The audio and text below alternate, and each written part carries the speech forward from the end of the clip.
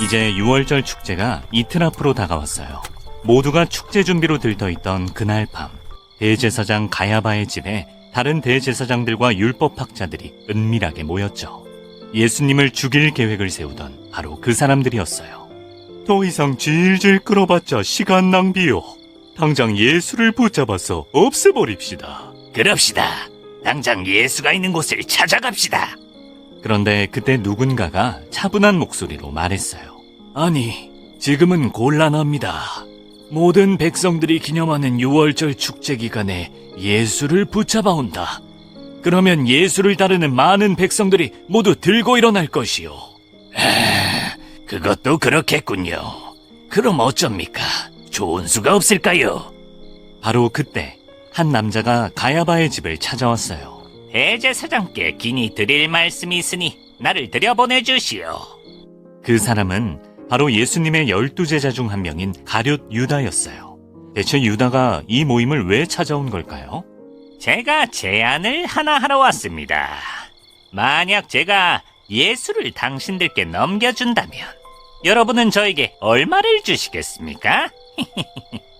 그 자리에 있던 모든 사람들이 깜짝 놀랐어요. 예수의 제자가 먼저 예수를 넘겨준다니. 기회만을 엿보고 있던 대제사장들에겐 더없이 반가운 제안이었죠. 이 사람이고 생각보다 아주 시원시원한 사람이었구만. 가야바, 이런 사람이라면 우리가 돈 좀 챙겨줄 수 있지 않겠습니까? 그들은 가룟 유다에게 은 30개를 주겠다고 약속했어요. 목적을 달성한 가룟 유다는 기분이 좋아져서 예수님이 계신 곳으로 돌아갔죠. 그리고 이틀이 더 지나 6월절 축제가 시작되었어요. 예수님께서는 이른 시간부터 베드로와 요한을 불러 말씀하셨죠. 너희는 예루살렘 성에 들어가서 6월절 음식을 준비해 두거라. 예, 알겠습니다. 장소는 어디가 좋을까요, 주님? 성에 들어가면 물항아리를 이고 가는 사람을 만날 것이다. 그가 향하는 집으로 따라가거라. 그리고 그 집 주인에게 선생님께서 제자들과 함께 6월절 음식을 먹을 방을 찾고 계십니다. 이렇게 말하면 된단다. 베드로와 요한이 성 안에 들어가 보니 예수님께서 말씀하신 그대로였어요. 물동이를 이고 가는 사람을 따라가 보니 한 집이 나타났죠. 제가 이 집 주인인데 어떻게 오셨습니까? 선생님께서 6월절 음식을 제자들과 함께 먹을 방을 찾고 계십니다. 아, 어서 오십시오. 위층에 큰 방을 준비해 두었습니다. 정말로 위층에는 넓고 잘 정돈된 다락방이 마련돼 있었어요. 이야, 이 정도면 예수님과 우리 모두가 함께하기에 충분하겠는데? 그러네요. 어서 음식을 준비하고 예수님을 모셔오자고요. 몇 시간 후 예수님께서 제자들과 함께 다락방으로 오셨어요. 그런데 예수님께서 갑자기 대야에 물을 담으시는 게 아니겠어요? 예수님께서는 제자들을 차례로 부르시고는 한 명 한 명 손수 발을 닦아주기 시작하셨어요. 아니 주님, 어찌 주님께서 이 더러운 발을 직접 씻겨주십니까? 부끄럽습니다. 제자들이 당황하는 것도 당연했어요. 당시 유대 지역 사람들은 샌들을 신거나 맨발로 걸어 다녔기 때문에 바깥에 나갔다 오면 흙먼지로 발이 더럽혀지기 일쑤였거든요. 그래서 누군가 집에 초대를 받으면 그 집의 가장 낮은 종들이 발을 닦아주곤 했어요. 그런데 지금 그 일을 예수님께서 하고 계시니까요. 이제는 베드로의 차례가 되었어요. 하지만 베드로는 이 상황을 받아들일 수가 없었죠. 주님, 이제는 제 발까지 닦아주시렵니까? 아니, 종들처럼 왜 그러십니까? 베드로야, 내가 하는 일을 지금은 네가 이해하지 못하지만 나중에는 이해하게 될 거란다. 그래도 이건 말이 안 됩니다, 주님. 그러실 바엔 차라리 제 손과 머리까지 씻겨주십시오. 이미 목욕을 한 사람은 발만 씻으면 온몸이 깨끗해지는 법이다. 그러니 너희는 이미 깨끗해졌다.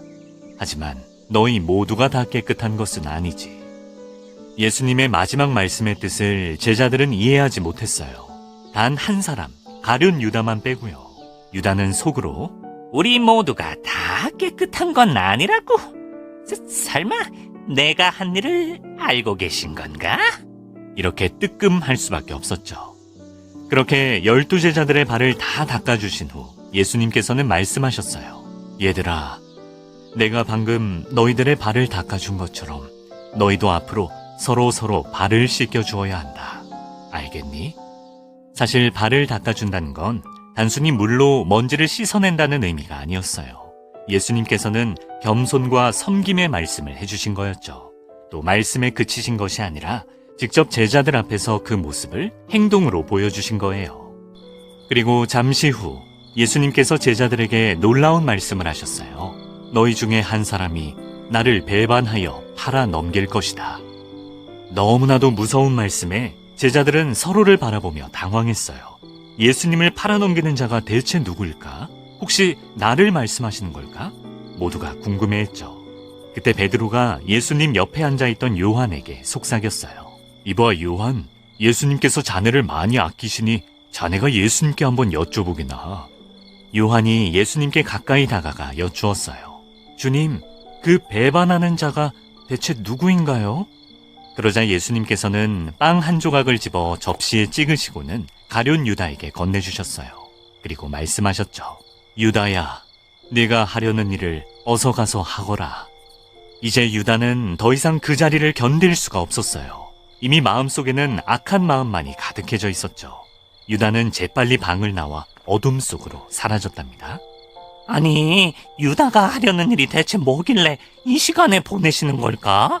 그야 유다가 돈을 관리하고 있으니 뭘 좀 사오라고 심부름 시키셨나 보지. 26장 75절에서 그 말씀을 하고 계십니다. 75절에서 이렇게 말씀하십니다. 이에 베드로가 예수의 말씀에 다 울기 전에 내가 3번 나를 부인하리라 하심이 생각나서 밖에 나가서 심히 통곡하니라 그랬습니다.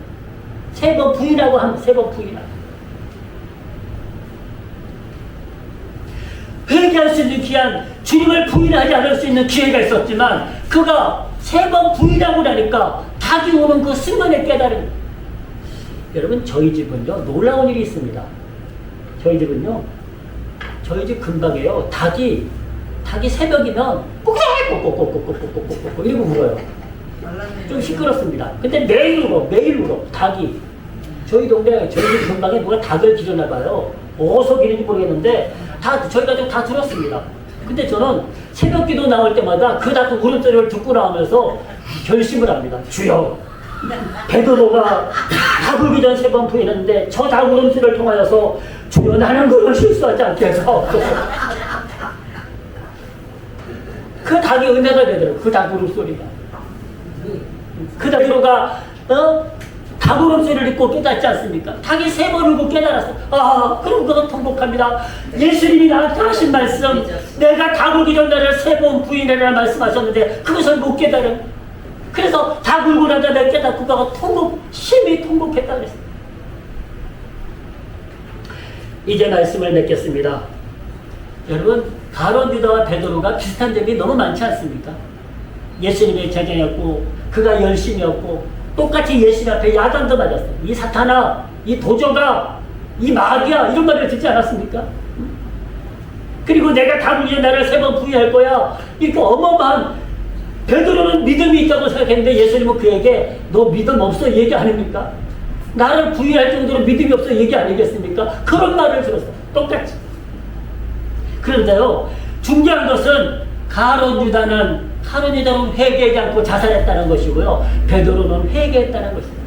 통곡하며 회개했어요. 나를 용서해 주세요.